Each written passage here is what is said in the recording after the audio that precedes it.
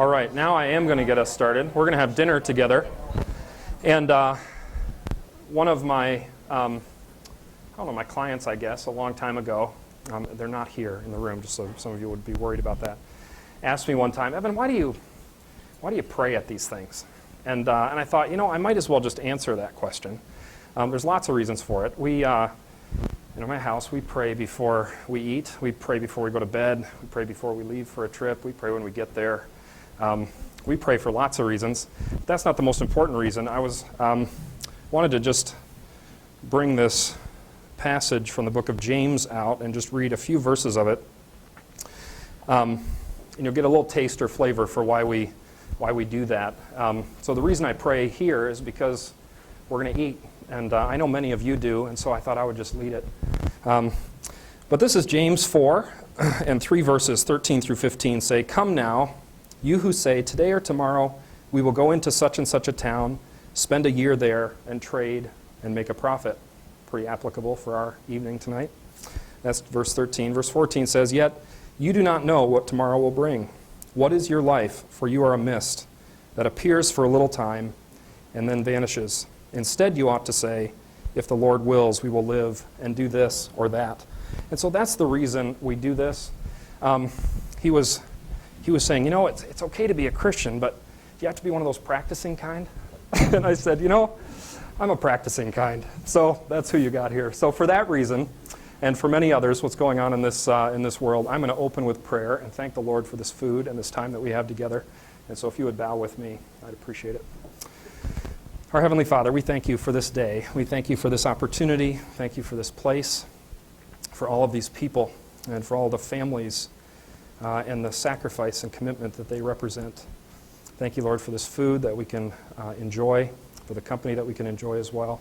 And we thank you, Lord, that even though we are a mist, that you are not. You are great, and you are also good. We thank you for all of these things, and we ask that you bless our time together. In Jesus' name, amen. Great. Thank you for that. I appreciate it. So we're going to get started eating. I think the food is ready. Right, guys? Back there?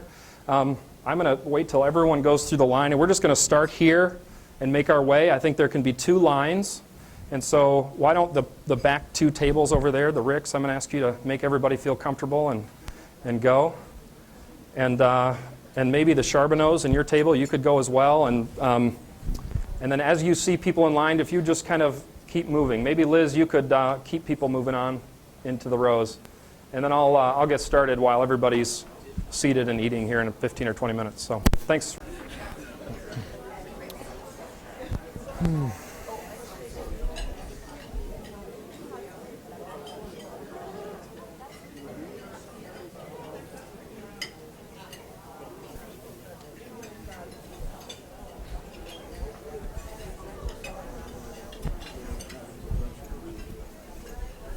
I'm going to let a few people take a few more bites before I dive in. I'm positive. If I end at 8:15, I'm not going to be too upset. I'm going to let people know up front that it could go to 8:05, 8:10, and that if they need to leave, it's not going to offend me a bit. And then remember, let them know we're going to send servers around just okay. We can go back. Mm-hmm. That's great. I would love a cup of coffee up there if I could. Okay, that'd be great. What do you want in it? Nice, a lot of cream and sugar. How much? But if I could have a taller mug than that, something to keep it warm. Okay. Yeah, to-go cup would be nice. That way I won't spill it. Like 2 sugars, lots of cream? 2 sugars, lots of cream would be great. It's at a float down frenzy today. I hear that. And it's got a corpse in the bedroom rate. Oh boy, he is going to be excited. He got better pricing about 0.1 better pricing. So. For us, for the house. Yeah, so, and then ranking, I just locked in at 4.375, 36. On a 30, wow, 4.3, holy smokes, we're getting right down to where it was. Well, the problem was, you could have got a little better pricing, but their credit report expired, and their report at 740, and then the credit scores came in at 737. Oh. So it was like a 0.25% difference. Yeah. Okay. It's great.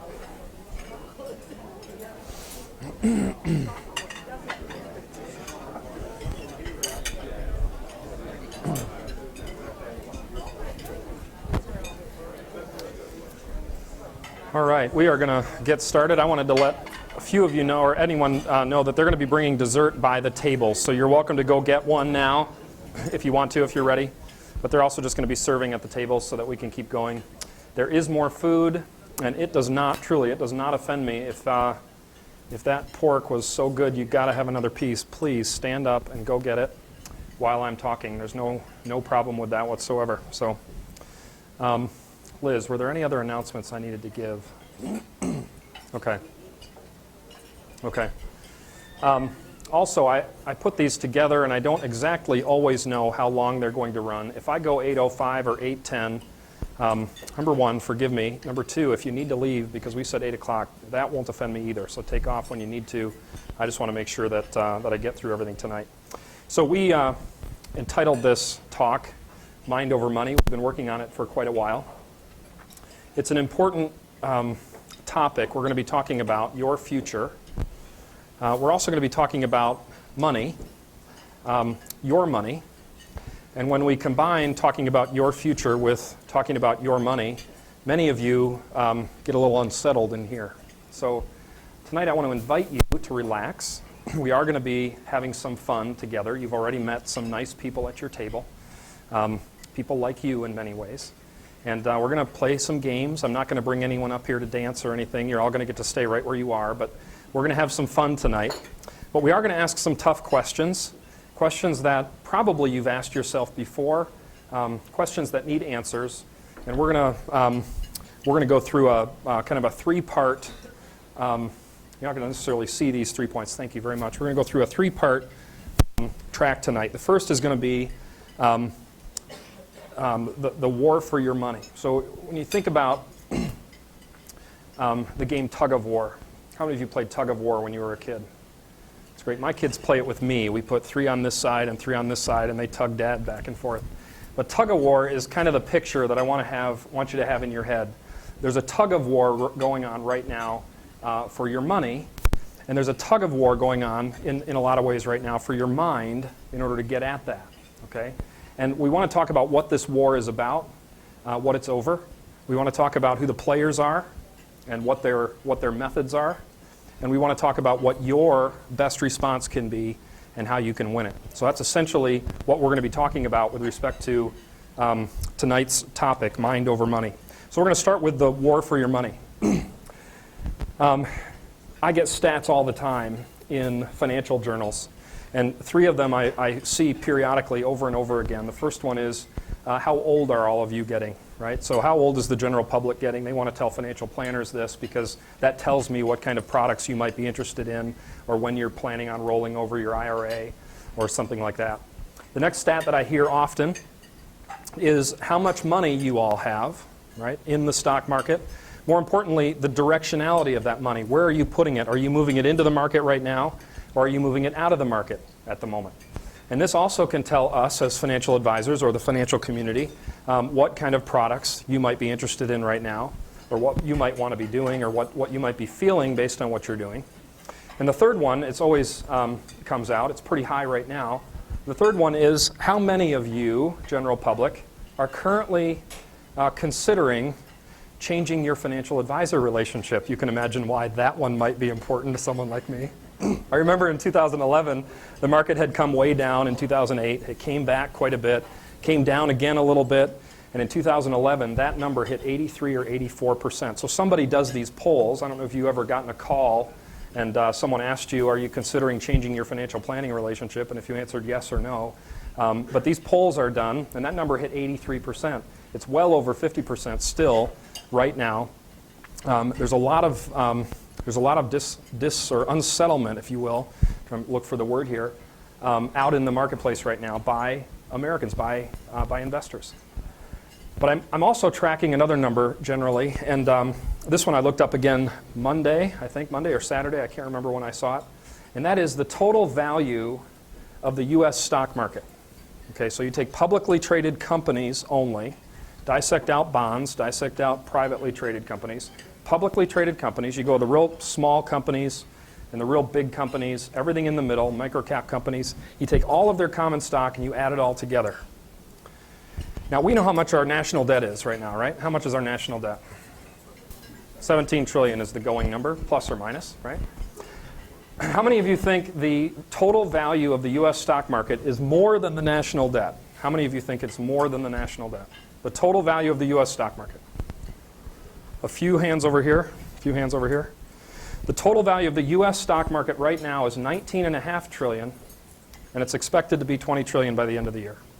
Now, I'm not sure what that does. It settles me a little. Think about this. This is just the publicly traded companies. This is not the privately held businesses like mine and many of yours. Has some value in it. It doesn't account for bank accounts or CDs. It doesn't account for the equity in your homes. It doesn't account for the bond market. A conservative estimate of the net worth of Americans right now is 3 or 4 times that number. 60, 70, 80 trillion dollars is probably a good picture of what United States citizens are worth. Pretty big. Now, who knows this? The media knows it, right? They know it. They can get us all in a frenzy or pretty freaked out in about 30 seconds, right? They've got about 17 seconds to do it, and they figured that out. Politicians know it. They know it's not a good idea, in my never humble opinion, to keep raising taxes, but the politicians know the money is there. It is there. We can pay the bill. Hope there are no politicians in the room just hearing me admit that right out loud, right? But guess who else knows it? Mutual fund companies know it, right? And there's a war for it. And the point in my bringing these stats to you is to tell you just how much money is there. It's not a small prize. We tend to think of ourselves, and that's a good thing. We don't necessarily want to keep looking over the fence, but we tend to think of ourselves and our portfolio, and we don't necessarily think about the context of what this all entails. You add the stock market and the bond market, and mutual fund companies are at war for a very, very large sum. They just need a small percentage of it to do very, very well. Now, to get at that, they need to get at your mind. So in order to get the money into their coffers, there's also a war for your mind going on right now. And this war starts at a very young age. 600,000 4th through 12th graders went through the stock market game in 2012. This is a picture of the winners from the 2009-2010 year. The stock market game sounds good, but kids are given a bank account of fake money, a couple $1,000s, and then they're given a list of stocks, maybe every stock, and they're given some financials, and the kids are expected or advised to start buying and selling, right?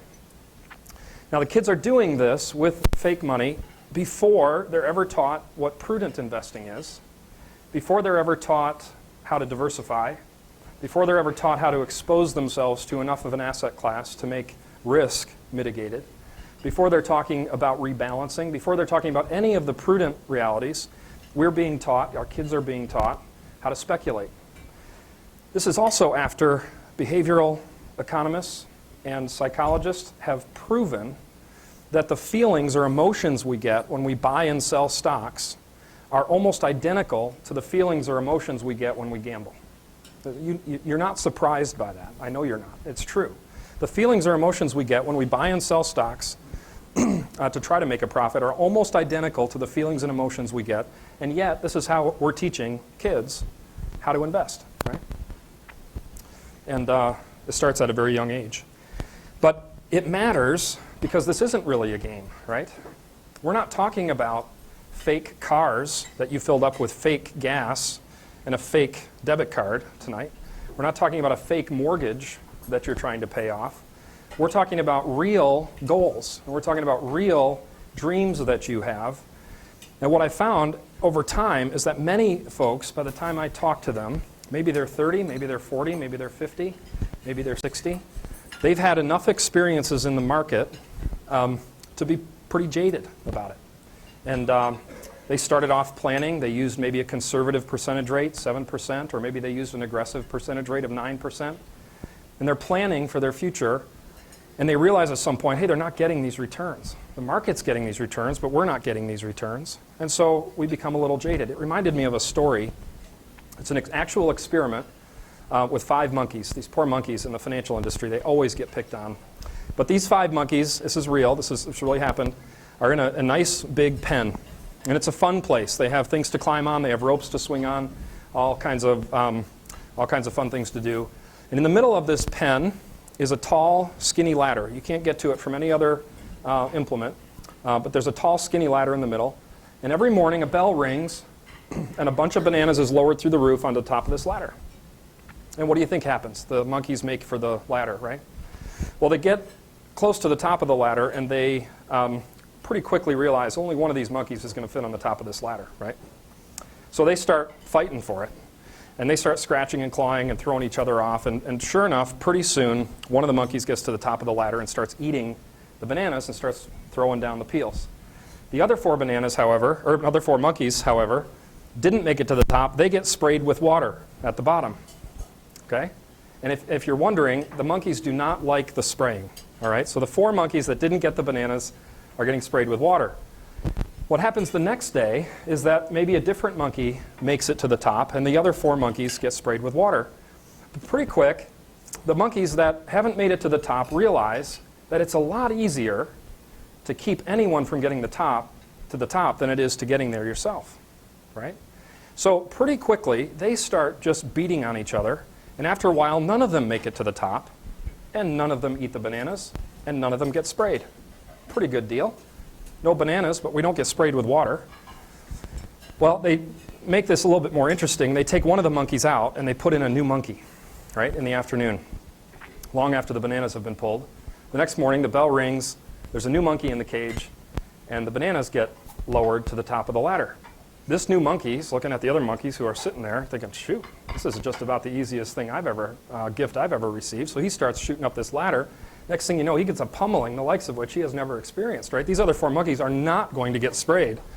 So this fifth monkey has no idea what just happened, but he's not going to go for the bananas. You pull out another monkey, and they do the same thing to him. After a while, there is not one monkey in this cage that ever experienced the water, and they're beating the tar out of each other, making sure none of them get to the top of this ladder. And I think, is that a good estimation of how we feel as investors sometimes? Maybe it's a little bit overboard, but we've been pummeled or sprayed so many times that maybe we stop planning, or we stop believing that planning is worth it, or we start using 4%. How many of you have used 4% in a planning module just to be sure? Right? We don't use the market return anymore because we don't necessarily believe it. And neither do we believe that we're going to be taken care of from cradle to grave, right? We don't believe, this isn't a political statement, but we don't believe our health care needs are all going to be taken care of. We know we need to save something. We're assuming we need to do something. And when I say dreams and future, I'm not talking about lifestyles of the rich and famous here. I'm talking about real things. I'm talking about real needs. I'm talking about your needs, the things on the list that you guys are trying to pay for. And many of us have completely given up. You don't have to look too far to see that many of us are giving up. We know it. In the news, 50 million people are on some kind of food subsidy right now. 50% of graduates will not get a job in their field. Yesterday on the news, I heard 90 million Americans are unemployed or underemployed. Things are not great right now, and we're not necessarily feeling excited about tomorrow. This reminded me of another verse. I thought about this. A person who asked me, why do you pray? And then the next time now I read the Bible and pray in front of a whole group. That's a nice way to punish that poor guy, right? But here's another Bible verse, whether you like it or not here. Proverbs 29, verse 18 says, where there is no vision, the people perish. And I think to some extent, we're seeing that. We're feeling that right now. I think about this, and I'm going to play a little video. There's no sound. You can just watch it while I talk. This past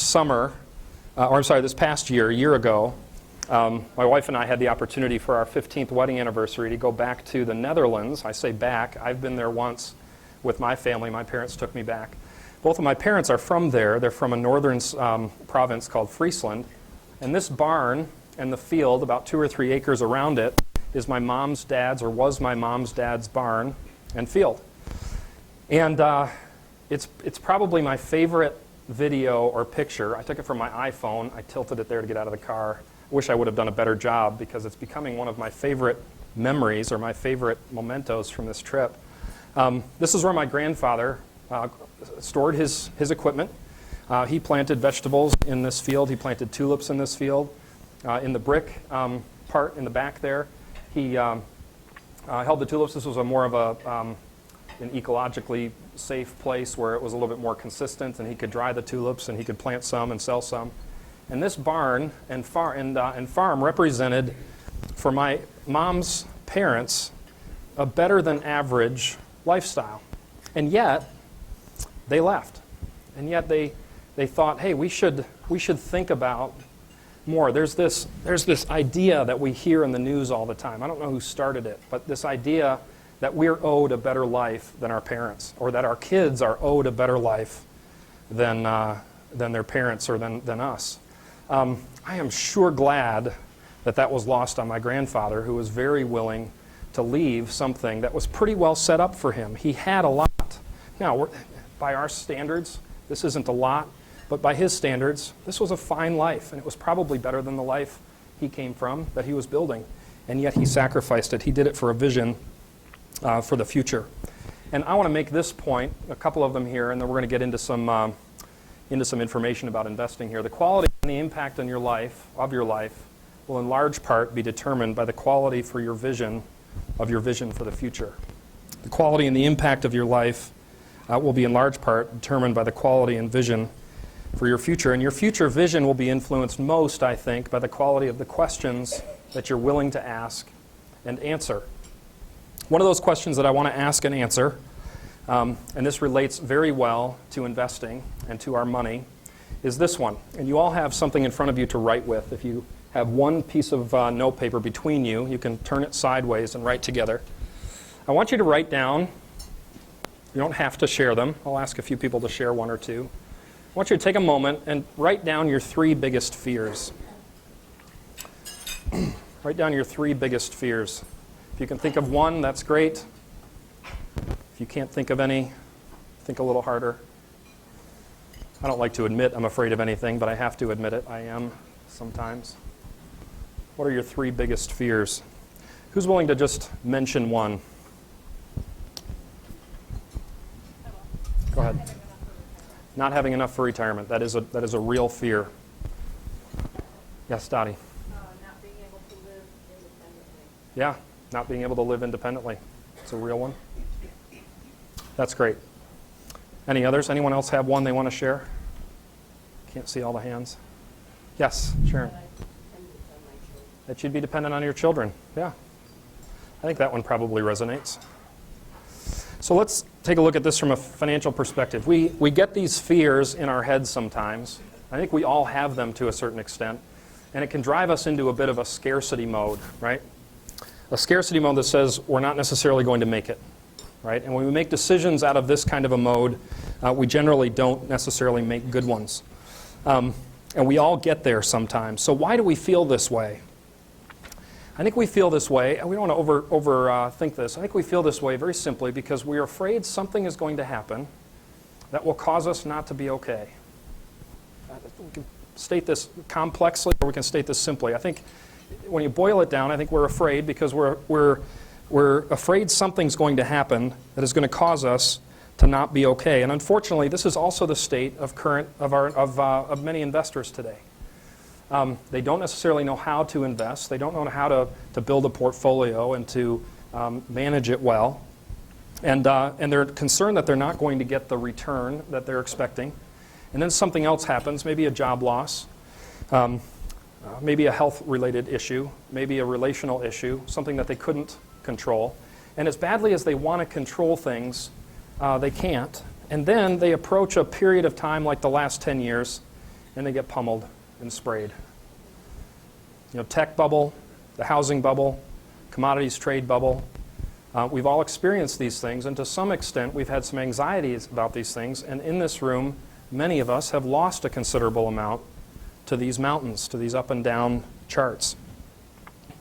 And to a certain degree, or differing degree I guess, many of us approach this. I ask a question in my initial planning periods to get a gauge for where people are with this thing called investing. And one of the questions I always ask, many of you remember it, is on a scale of 1 to 10 right now, rate your peace of mind about your future and about your investing. How many of you remember me asking you that question?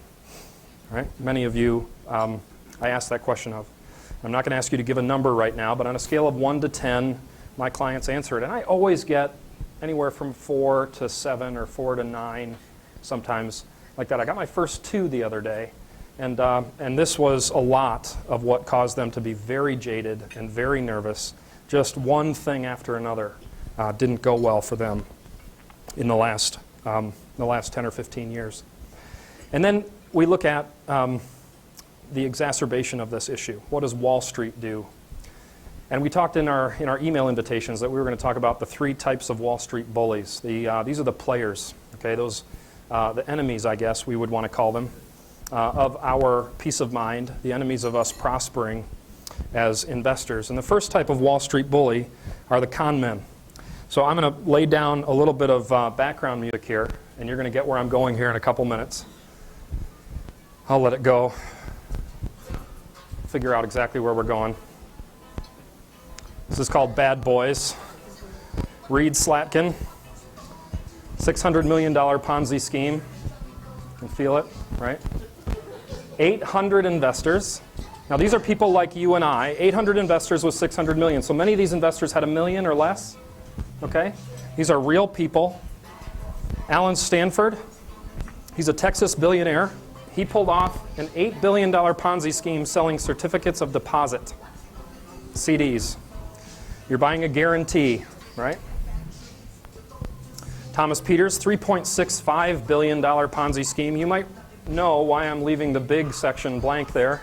There's a big black section. Who do you think I'm going to put up there? There he is. This guy strikes fear just looking at him, right? If I get a question more consistently, it's this one. How do I know you're not Bernie Madoff? Really, people ask me, and I'm never afraid to answer it.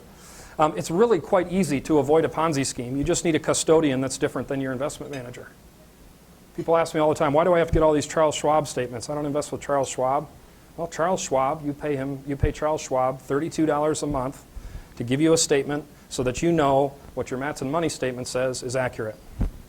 I think it's pretty worth doing. I don't know, $32 to know for sure, right? It's very easy to avoid this. But what we can learn, I think, more than from the con men, I think we can learn from the victims. Because the victims were what are called sophisticated investors. How many of you have heard that phrase? Many of you have even been called the sophisticated investor.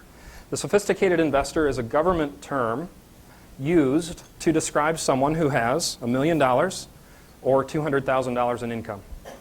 If you have $1 million to invest or $200,000 in income, you're considered a sophisticated investor. And really what the government wants to do is put a name out there for someone who has something to lose, and therefore you're allowed to use hedge funds and commodities futures where someone who doesn't have that amount of money is not allowed to be sold something like that. Okay? But this word sophisticated investors gets into people's heads because it's not necessarily that they're smarter just because they have $1 million. It's not necessarily true that they know how to invest just because they have it. You look at Ezra Merkin, he was a financial advisor. He was a sophisticated investor himself, and he was a financial advisor to many other sophisticated investors. And it looks like he just found out at this point that the Ponzi scheme was happening. He does not look good. $1.8 billion of his own and his clients' money were tied up in this thing. Larry King had $1 million of his own money tied up in this. Larry King, by every definition, is a sophisticated investor. Why wasn't he doing the math? We know this. You cannot receive 12 monthly statements in a row with a 1% return on every one of them for a 12% return without risk. That can't happen 4 or 5 years in a row. The market does not play favorites just because I'm sophisticated, right? The market does not discriminate. Uma and Arpad, I'm not sure if they're still together, and I'm pretty sure this picture was taken before they lost $230 million of their own money. We know Uma. Arpad is a hedge fund manager. But this $230 million represented just his own money. I don't think he put his own money in the hedge fund that he managed, which is also very common. Walter Noel, he's the ringleader at $7.5 billion. Fairfield Greenwich is the hedge fund that he managed in New York City. $4.5 billion of the hedge fund in New York City was in this, plus another $3.5 billion of his own and other clients' money in the Ponzi scheme. $7.5 billion gone. And he was a sophisticated investor to sophisticated investors. He was sophisticated. We leave this one for last because it's the saddest one. René Thierry, he's a French aristocrat, and he catered to other French families that were all very well-to-do. This was all very old money in these families. We just watched the what's it called, honey, the show we're watching? Downton Abbey, that's the one. And Lord Grantham just lost the family estate by betting on a bad stock. How many of you seen Downton Abbey? This is very old money, right? Well, René Thierry learned about the Ponzi scheme. He had $1.5 billion in the Bernie Madoff fund and lost it all, and he committed suicide over it. He couldn't face it. He didn't have to face anyone in one of his homes. He was found dead. And these are sophisticated investors. I have a clear message to my clients, whether you're watching this online or whether you're here. You are not sophisticated, okay? The market doesn't play favorites. You cannot predict the future. Just because you know someone who's promising 12% a year without risk, and this person seems smart and sophisticated, doesn't mean it's real, okay? And so there is no such thing as a sophisticated investor. They're concentrated. These are the Bernie Madoff victims, but it's not hard to see why they're concentrated in the Bay Area, San Diego, South Florida. You've got Boston and New York and D.C. area, Chicago. I like being in this nice little clear spot right here in mid-Michigan. All of us have our heads on the ground a little bit, our feet on the ground, right? A little bit more realistic, I think, by and large. But it's not hard to see why this group of people gravitated to this. I mean, they kind of get it in their head. And when you get $1 million, I won't ask for a show of hands, but you start to be treated a little differently from investment advisors when you start to have some money. They start to tell you that you're smarter. They start to tell you that you should have, more sophisticated products and all kinds of special treatment. But you know what? In this room, if you've got $2,000 or if you've got $2 million, you're going to be in the same stock market with the same attributes, and you'll get treated very much similarly by it. And if you don't behave correctly, you'll get taken by it as well. And the largest ones have been. So that message, there are no sophisticated investors, is very, very important. The next bully are the prognosticators. The con men, like I said, are very easy to avoid, and they very likely won't happen, but the prognosticators will get into all of our heads. These are the people who predict the future. These are the people who tell us when the markets are going to go up. They tell us when markets are going to go down. They tell us what the GDP is going to be next year, and they tell us about things like fiscal cliffs.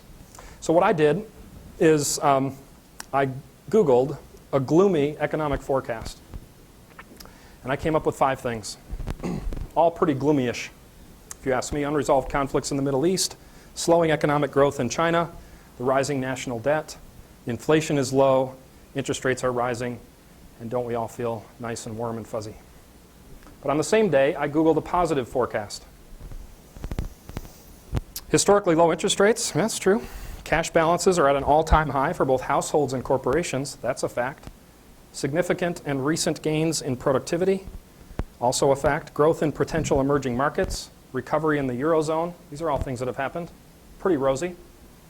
Now, it's not that any one of us are going into the marketplace perfectly objectively, and approaching it and say, hey, what are the gloomies saying today, and what are the posies saying today, right? We don't go in there and then we'd evaluate. This is what happens. What happens is we go in with a predisposition. We go in feeling a certain way, and then we are attracted to a certain set of realities. That's how our minds work. I have an ego.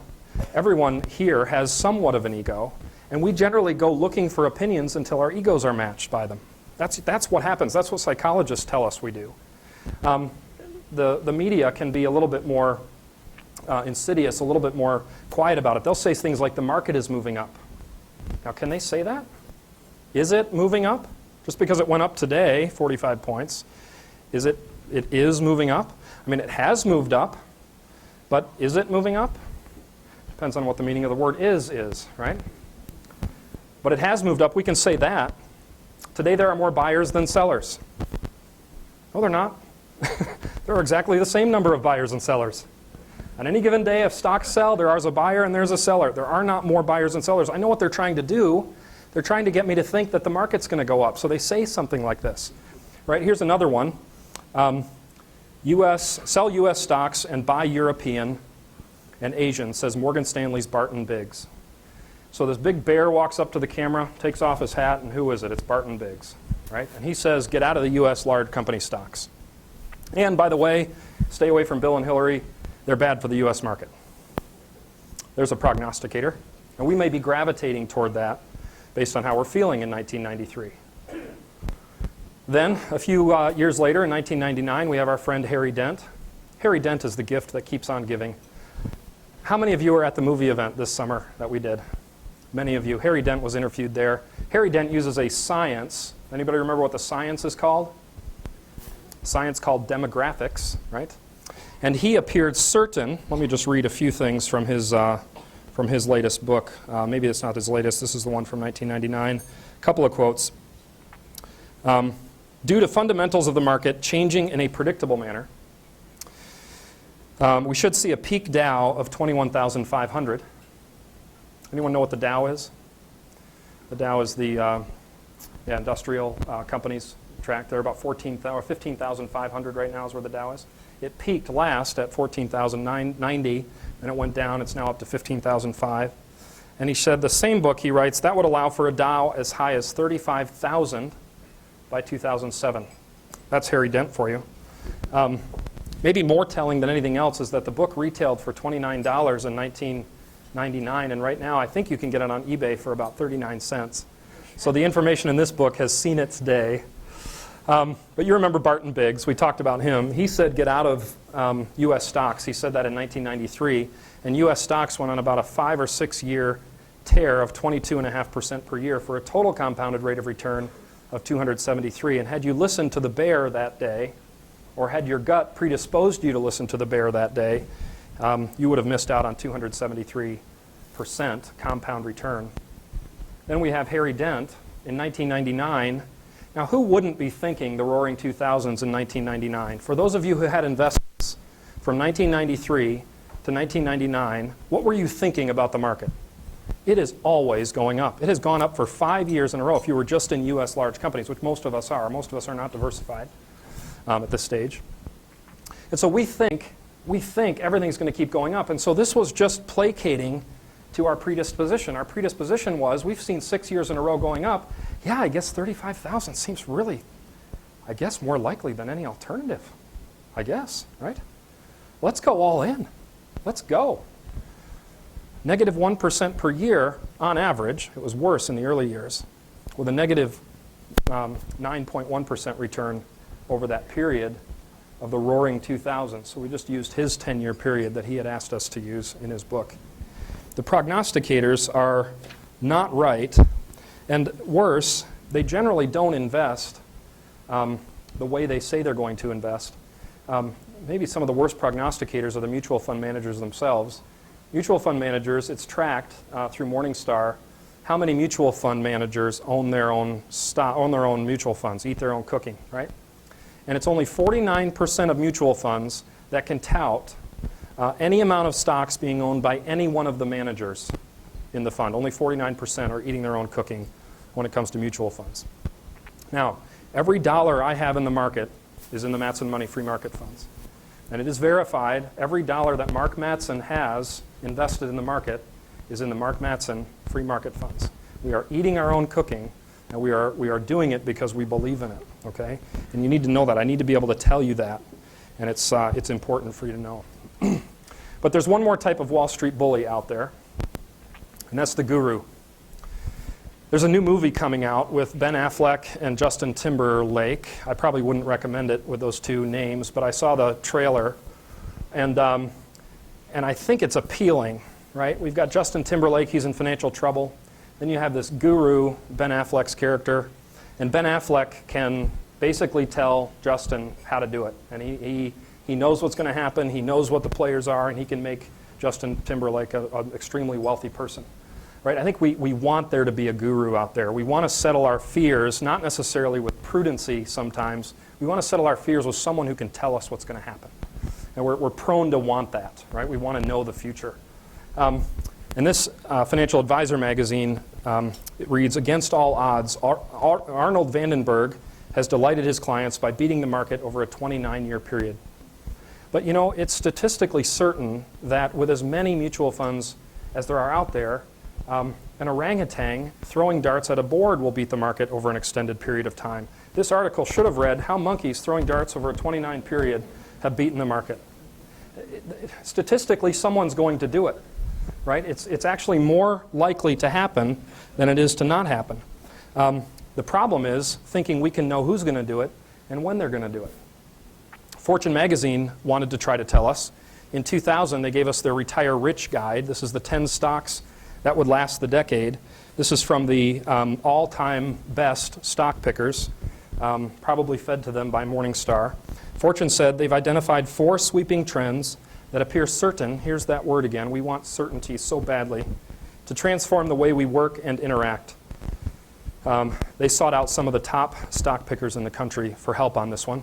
If you would have purchased all 10 of these stocks to last the decade, let's say you put $100,000 in the 10 stocks, $10,000 per stock. Over the next 27 months, you would have seen your $100,000 go down to about $38,000. These are the top stocks from the top pickers in the country over the next 27 months. But now they did say the decade, so let's give them the decade. And at the end of the decade, you'd have had $53,000. Now, quite honestly, they did say they were going to last the decade, and technically all 10 stocks lasted the decade. So they probably didn't actually lie. And I'm sure it feels really, really good when you're standing at, when you're staring at your portfolio of $53,000 to hear that. And we wonder why people have stopped using realistic numbers to plan, or they've stopped planning altogether. Fortune did it again. This was a month earlier. Let these guys make you rich. These were actually Morningstar 5-star fund managers. They took one from each sector whose research, they said, clearly stood apart. Okay? And I'm not sure what stood apart meant, but it sounds really good. So we're going to look at the first one. He said, buy Oracle. It's $72 today, but it's targeted at $115. Now, the market targeted at about $11 by the end of that year, and it was up to $29 by the end of the decade. But it was targeted at $115, and this was one of the top stock pickers people. The next one, CMGI, $440. This was a screaming buy. And you would have been screaming when it came to the end of that year, because that's what they call a 440% decline in your portfolio. No, it's not. It's what, 99% decline in your portfolio? And because of a reverse stock split, it came back into the single digits by the end of the decade, $3.26. CMGI actually changed their ticker symbol soon after that first decline. They couldn't seem to get any traction with CMGI. Global Crossing, we highlighted this one as well. Poor Frank Vigorito from our movie this summer was at $26. It could triple in a year. Could go to zero. Could triple. Global Crossing went out of business in January 28, the next year, 2003. That was from one of the sector's top stock pickers. And then WorldCom, MCI, we know them, $45. It was dirt cheap, took a dirt nap by the end of the year. And it took me a long time to come up with those jokes. I appreciate that. At least 3 of you. Oh, I appreciate all 3 of you who laughed. That was very funny. Thank you. My wife doesn't thank you because now I keep using them at home. But so stock investing for dummies. This one is at Schuler Books, right next to this one. Brain surgery for dummies. Just because I own a scalpel doesn't mean I'm going to take my kid's head off and do brain surgery, right? And just because I know what an ETF stands for doesn't mean I'm going to put a portfolio of stocks together, balance them and weight them just right, rebalance them, and then make them more conservative over time using short-term, high-quality bonds, right? It doesn't mean I necessarily know how to do all that just because I know what ETF stands for. So let's kind of turn corners here. We went through the 3 con men. How do they create the illusion that they can do it, right? That's the question. So let's say you're kind of with me here. You're tracking. You're a reasonable person. You're logical. You're saying, so what if they can't? You know, what if they can't pick the stocks? Our response is, let's not do any stock picking. Let's not do any market timing. Let's not do any track record investing at all. Let's use the academic information that we have. But maybe you're asking that question. So who knows who this guy is? David Copperfield. What does he do for a living? An illusionist. Some people say magician. He's not a magician. He can't actually do magic. He's an illusionist. He makes us think things that aren't real or that aren't true. So I'm going to do a trick for you. I've got this little 6x6 orange hanky, and I am going to make it disappear. Okay? So I'm going to take this orange hanky, and I'm going to stuff it in my hand. I'll stuff it in my hand here. I'm not a very good illusionist, so don't tout to be. But then I'm going to blow on my hand, because that's what it said to do on YouTube.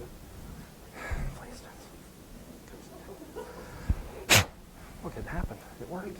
It's gone. I did it. Except that all along, I had this little plastic finger on my finger, right? And I had it in there all the time, right? Now, you probably saw the plastic finger, didn't you, Joanne? I bet you did, maybe Bob. I'm not very good at being an illusionist. I'm not trying to be. But I wanted to give you a sense that even I can learn a little magic. Even I can do a quick illusion to get your minds in the right place for this next set of slides. My wife says I'm being mean now, but I'm going to do it anyway. Who's this? No, this is Britney Spears. Who's this? Pee Wee Herman? That's Pee Wee Herman. Oprah, this one's untouchable. My wife says you shouldn't do this one, Evan. This is not nice. Good morning, Oprah. Macaulay Culkin, this poor boy, we should never have put him in here because it wasn't his fault. They made him do that movie when he was too young to say no, and that's a scary shot. Deborah Messing, and Nick Nolte, my favorite. Now, before you think I'm just being mean, I'm not just being mean. They spend millions and millions and millions of dollars creating these illusions, getting us to believe that something is one thing when it really is not. I mean, it really isn't. They create these illusions, and they use, in the investing industry or in the investing world, they use an illusion trick called the law of large numbers. Now, I want to have all of your involvement. In the middle of your tables, there's a little dish, a little votive, and in it are quarters. So each person here, including the Samuel boys, you have to play. So can I ask you guys to play my game? That's great, thanks. So everyone take a quarter, and I need you to stand up. 7th inning stretch, except that it's only the 4th inning from a time standpoint, just to give you a sense for where we're at. So everyone grab a quarter and stand up. Now each one of you represent a mutual fund company, and when you flip heads, you beat the market for a year, and when you flip tails, you lose to the market and you have to sit down. Okay? Now, everybody take your first flip now. Heads have to sit down. Tails have to stand up. Oh, I'm sorry, heads have to stand up. I should get this right. I apologize. Now I've screwed up the whole thing. I'm the mutual fund manager's manager. Heads are staying up. Tails are sitting down. Get this right. Now, flip again. Second flip. Heads are staying standing. Tails are sitting down. There's another quarter in there, Joanne. We can get another one right here. Wait. It's a tail. You have to sit down. Okay, third flip. Third flip, we should see 10 or so of you still standing. Who still has heads? 1, 2, 3, 4, 5, 6, 7, 8, 9, 10, 11, 12. Wow, all of you guys are up. Yeah, that's great. Okay, 4 times. We should have 6 or more of you. There's 100 people in the room, so a percentage point. My mom is an amazing mutual fund manager. Maybe you should have been working with her. Still got one of the Samuel brothers. 3, 4, 5. We're doing about as well as the averages. 5 times. Flip again. That's right. Let's go number 6. Is anyone still standing for a 6th flip? Is that a 6th flip? Still heads? My goodness. 7. We are starting to lose heads. My goodness. I'm going to lose all my clients. And we still have 2. 8. Heads? Man. 9. I'm watching this guy. 9. Flip again. Tails. 9 times. Everybody give Blake a hand.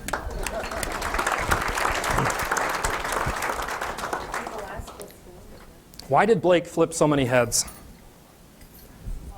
Because he's a good stock picker, right? It was statistically certain that someone would flip 7 heads in a row. It was more statistically certain that someone would do it than someone wouldn't do it. And he actually hit 8. That's a record for me. I've only had 7 in a seminar before.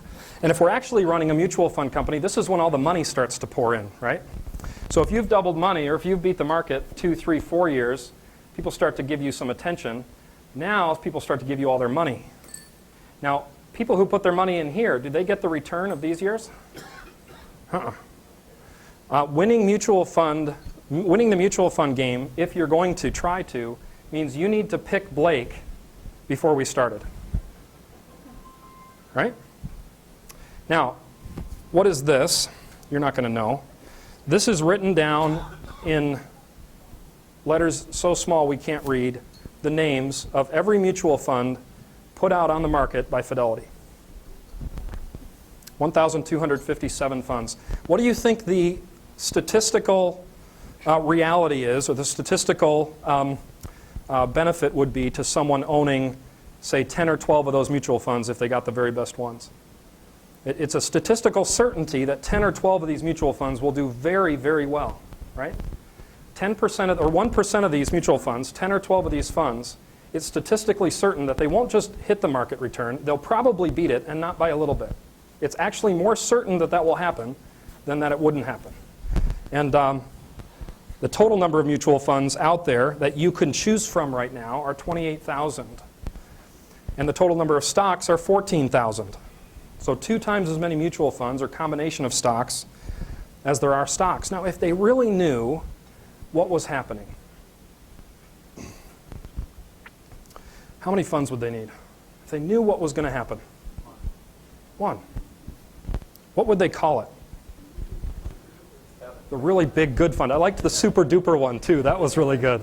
No, we're just kidding. They wouldn't call it the really big good fund. The SEC would never allow that. But how many stocks would they need to own?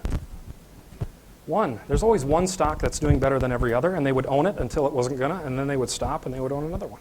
If they really knew what was going to happen, these would be the stats, these would be the numbers, but that's not. And what's the result? What's the result of all of this prognosticating, all of this predicting of the future, all of this track record investing, all of this stock picking? What's the end result of it? The end result is that the average investor does not know really much about what they need to know to be a good investor. We're chasing after returns. We're chasing after people who got lucky. And we're not getting on board early enough to get the return. Most people do not realize that equities are, if managed correctly and diversified well and rebalanced on the highs and lows, most people don't realize that this is the greatest wealth creation tool available to us. And they don't know how to do it or how to manage it. Let me give you some examples. The U.S. microcap stocks from 1927 until 2012, thanks to a guy named Rex Sinkfeld, who's on the board of Dimensional Fund Advisors. He gave us all of this data and certified it all the way back to 1927 in all of these categories. The U.S. microcap stocks have returned 12.26%. Now, who would be happy with 12% in their portfolio over 40 years? Right? Quite a bit of us, quite a number of us. Now, you would have had to buy roughly 3,000 companies over the course of these 85 years and hold them all. And when one would either go out of business or go into the mid-cap range, you'd let it go. If they merged, you'd obviously let it go. But had you just simply owned it without any stock picking, without any market timing, without any track record investing in that one asset class, you'd have gotten 12.2%. In the U.S. large category, nearly 10. In the small value category, nearly 15. Value just stands for low price stock. Large value, just over 11.5. We go international and we have fewer years certified, but from 1970 till 2012, for 43 years, the international small category is nearly 14.5, and the international large is 9. Now, it would be kind of a fallacy for me to say all of this without then mentioning as well maybe the obvious, and that in any 1 or 2 year period, these aren't necessarily the returns you'd achieve. However, in a well-diversified portfolio where we have a long-term investor appropriately weighted in stocks versus bonds, These are very good returns that you should be able to expect to get, and you don't have to stock pick, you don't have to market time, and you don't have to use track record investing. None of it's required. Now, I'm sorry, but I just think that sounds a lot better than guessing to me. And you can do it. Introduce you to Mark Mattson. We have peaked above the trading range. That's not Mark. Can't we keep going higher? Here's Mark. One of the toughest things that I have, one of the toughest jobs I have, and the coaches I work with have, is keeping investors focused on the long run. There hasn't been a single period in the last 20 years, the last 90 years, where stocks haven't beaten fixed income over 20-year periods. And I'm always, harping on focus on the next 20 years, not the next 20 minutes or even the next 20 months. Long-term equities are the best wealth creation tool known to mankind. You got to be in it long-term. So I'm ignoring what's going on in the short run, keeping my investors disciplined. Well, in the long run, we're all dead. We just went through a 10-year period where you didn't make any money. Good point. I got to completely go in and say that's wrong. Emerging market stocks over the last 10 years have made over 8% a year. Microcap U.S. stocks in the U.S., I'm talking U.S. now, 11% per year over the last 10 years. This was not a dead decade over the last 10 years, but you had to be diversified to get it. Had to be diversified to get it. You had to be in the asset classes, in the hot sectors before they were hot, right?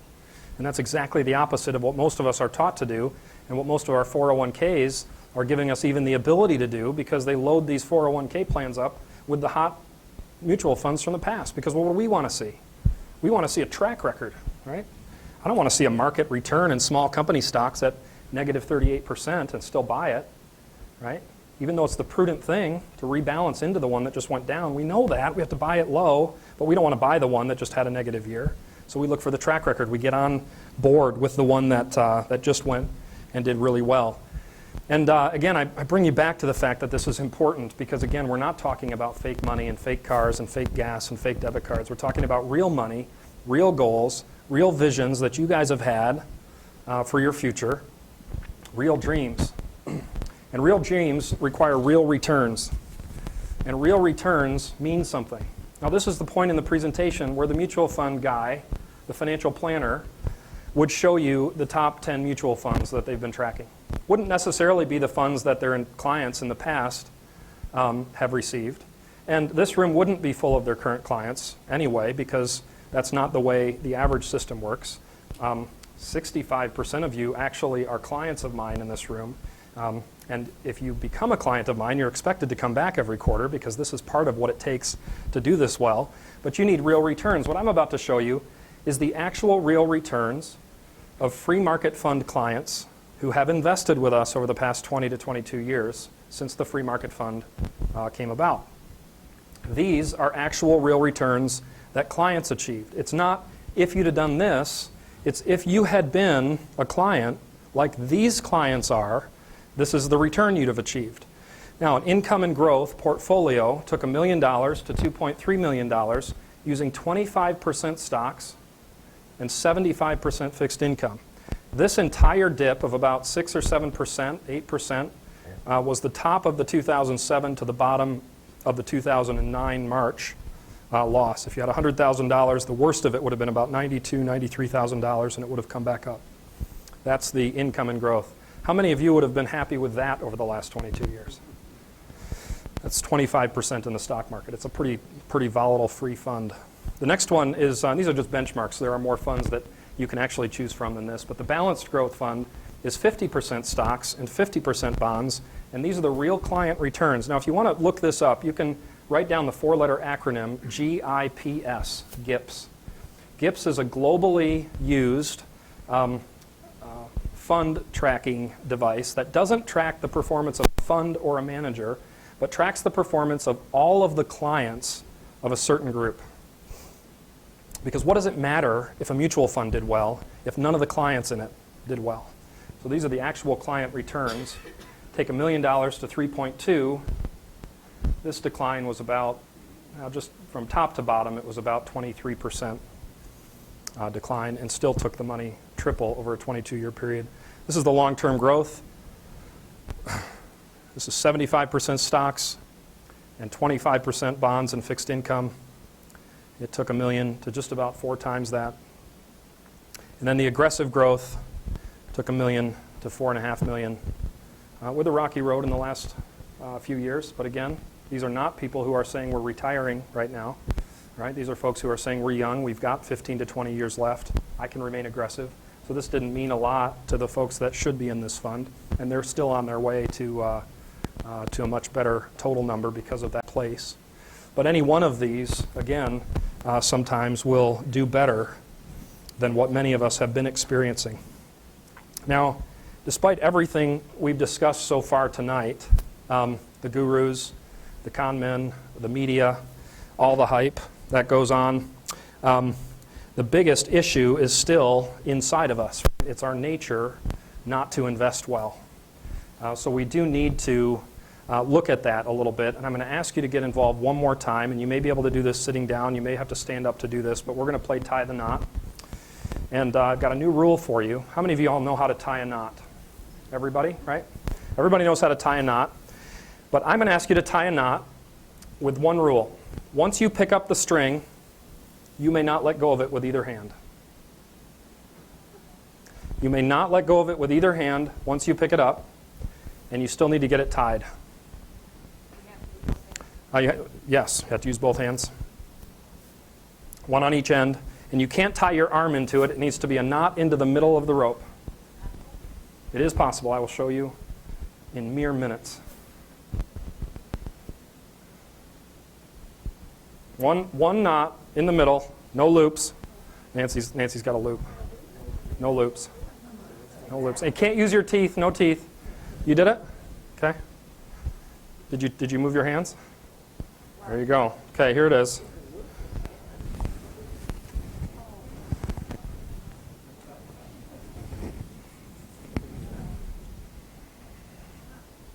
Here we are, right?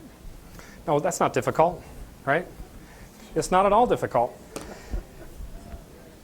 The problem is we know how to tie a knot, right? And we know it kind of in here. We've already forgotten how to tie a knot. We know how to tie a knot so well. The issue is the new rule caused us to have to think about this a little bit differently, and it's a really good illustration about how you're going to have to think differently about investing, because you all came in here knowing how to invest. We have to find the best stock pickers, or pick them, buy low, sell high, do their track records and learn all that stuff, right? That's how we're all taught. That's what we're taught, because that's what the government says we need to know, and that's what gets put on the statement. But the problem is we have to get outside of the box, and the other problem is you're the box. And so somehow we have to do something more. So I can tell you, and I can teach you how to do it right, but I'd rather show you. So this may be a little time where you want to take notes. This is the 7th inning stretch, okay? So we're coming around the back side into home. We're going to talk about your mind and the components of it that are working for and against you. You're going to get this, aren't you? She's got it. She did it. Nice. Perfect. The investor's mind, okay? There are 4 components of it, and we need to understand all 4. This pictogram is going to be helpful. There's the cognitive. This is the part that aggregates stats and realities and truths and facts. Then there's the perception. This is how we see things. Sometimes how we see them correctly, sometimes how we see them incorrectly. Then there's our instinct. This one goes right back into that little, I think it's called the medulla, right? This is the part of the brain that helps us breathe, those functions that we don't really need to think about. They're just instinctual. There are urges. And then there's emotions. There's how we feel. Right? So we're going to look at each one of these. If I wanted to put this into an equation, and this is what you may want to write down, to pursue investment success, we need to make the cognitive greater than our instinct, our emotions, and our perceptions, all added together, magnified by the media, which we already know will use those things against us to get us to click to the next article or watch through the commercial, right? So we need to get the cognitive to be higher than these things. And the cognitive, again, is what we know. But what we know isn't always enough, right?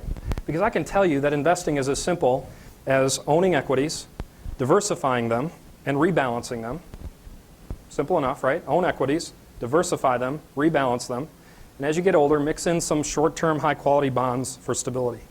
That's how easy investing is. But then why do investors fail and people gain weight? Gaining weight or losing weight is pretty simple. right? You move a little more and you eat a little less. In theory, that should be about it. But at the end of the day, we tend to have investors who lost money and us dieters who gain weight. We tend to do just the wrong thing, right? Our behavior, encapsulated by that parenthesis, often overtakes the cognitive. What we want to do, what we feel like doing is overriding the cognitive, what we know. So let's look at instincts. What is this? Pain, right?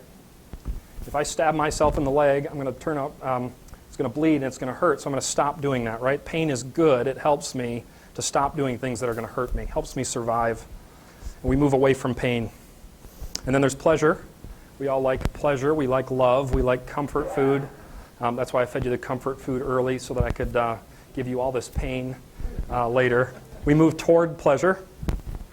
Right? But this isn't always perfectly applied because our survival instincts sometimes get mixed up.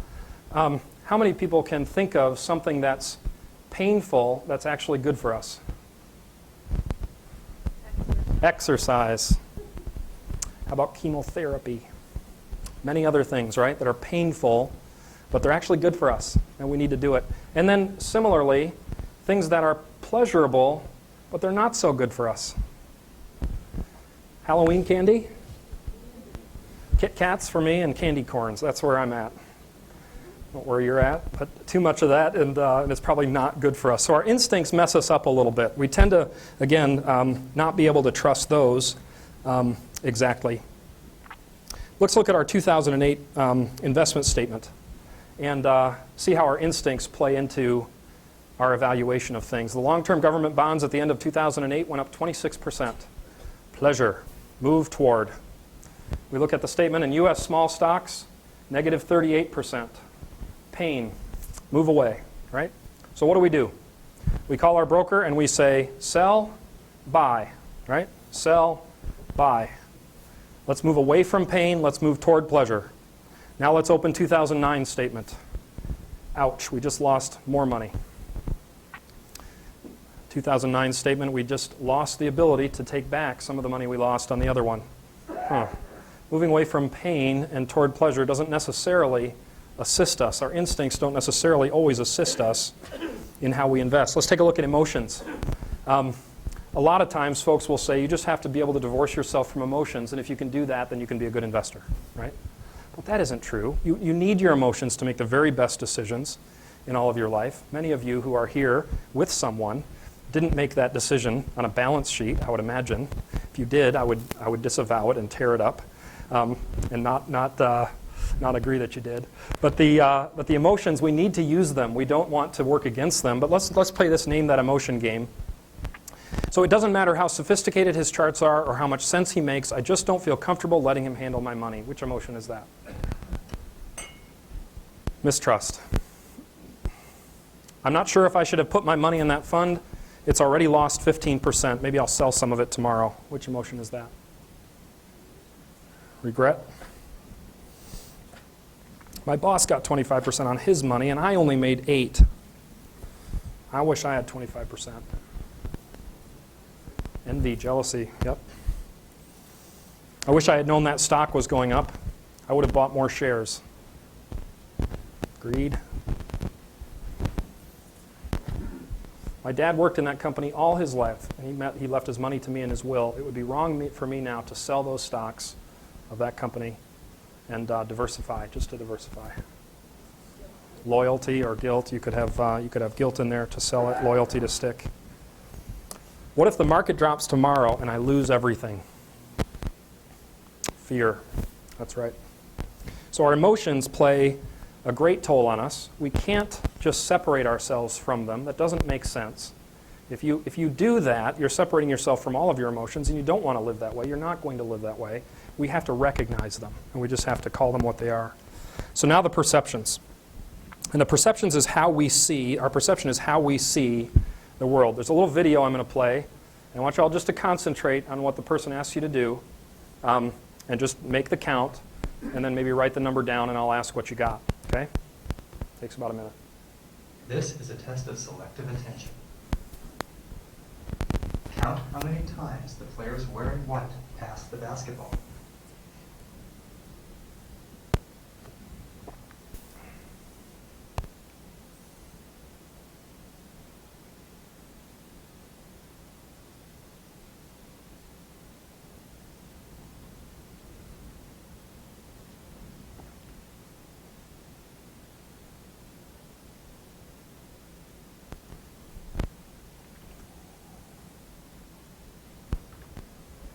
How many passes did you count? 13, The 14. correct answer is 15 passes. But did you see the gorilla? Who saw the gorilla? Watch. There he is. He was there. I saw it. He does a little jig in the middle. See him right in the middle? Yeah, I didn't really notice he was there. The gorilla walked into the middle of the whole field, did one of these, and walked out. And half of us didn't see it. I didn't see it the first time I watched it. We sometimes don't see what we see, right? Let's do another one. Which one of these tables is longer, the one on the left or the one on the right? You're lying if you don't tell me your eyes think this one is the longer one, right? Now, I can prove to you, and you can maybe get there if you work at it, that these tables are exactly the same length, but you take it away and your eyes go right back to thinking the one on the left. We don't perceive things, we don't see things exactly the way they are. Our perceptions are flawed, right? Now, we talked about the media. I'm not going to badger them enough other than to maybe give them credit for maybe their one big perception act to get you to see something that wasn't really there. We have all heard the phrase that I'm going to put on the next screen, but there really is no such thing as a fiscal cliff. We believe there is. A lot of us do. It's a big fear of many of ours, right? And the media has caused us to perceive it. Part of the reason we want to perceive it is that it kind of gets into our emotions, right? Our instincts kind of tell us, yeah, that makes sense. It all makes sense, right? So we kind of fear it. And I bring this up just to highlight again one more time, just very quickly, that media does compound all of these things that are kind of already there working inside of us. It causes this little sign to flip over and do exactly what it ought not do, which is take what you know away. So the big problem, the main issue is that you don't know what you need to know, and you know a bunch of stuff that you really don't need to know to be a successful investor. Now I've got this thing on. There we go. I think I held it too long. It's going off for the whole time here. We know that we need to invest prudently. We know that we have to diversify and that we need to rebalance on the lows and not panic. But our instincts tell us often to do the wrong thing. Our perceptions come in and make us see something that might not be there, or we miss something that is, and our emotions tie us up in knots. And then the media comes in and they bring us the horror and they bring us all the other stuff. But other than that, it's pretty easy to be a good investor, right? Other than all that, other than everything that's kind of warring inside of us. So what are we going to do? I told you one of my heroes were in the beginning part of this, and I'll show you the picture again of this barn. But I didn't tell you something else about this barn. This barn is where my grandfather, we called him Paka. Paka is the Frisian name for grandfather. And Paka lived in this barn for a little while. They lived in the Netherlands during the German occupation, my family, my mom's family. And the only reason I know this is because my mom was the oldest in her family and was taken into the confidence of her parents and rode her bike down the road every day to bring her dad food and other supplies, maybe books, Bible probably, and took care of him in there. How long? A couple of weeks. So for 2 weeks, Paka was in this barn. I'm talking about vision tonight, and I'm talking about creating a vision, something that's 5 or 6 or 8 or 20 years down the road, and doing something today to bring that vision into reality. We talked about the investing piece of that. It's real, but we also have to do the visioning. And I don't know when Paka decided to leave the Netherlands, or when Paka and Beppa, his grandma, decided to leave the Netherlands, but I like to think it was while he was sitting in that barn. He couldn't see more than 6 feet in either direction, but I bet he had a vision longer than most of us have the ability to have today, sitting in that barn, waiting till it was safe again to come out so that he didn't have to go and work in the factory. That trip was sometimes a one-way trip for a lot of guys in the Netherlands. And I'm thankful that he did it. I don't know if I'll ever get to sacrifice for my children like he did, but I hope I do. I know my parents did. I know my wife's parents did. Sacrificed a lot for us. But I want to develop a vision. I want to ask my clients to reignite their vision, to think about their vision. And then I want to look at the two types of investors that there are. You can do this. I'm the youngest in my family. I can't let a deep moment go very long. I have to tell a joke pretty quickly. Or you can get in the game.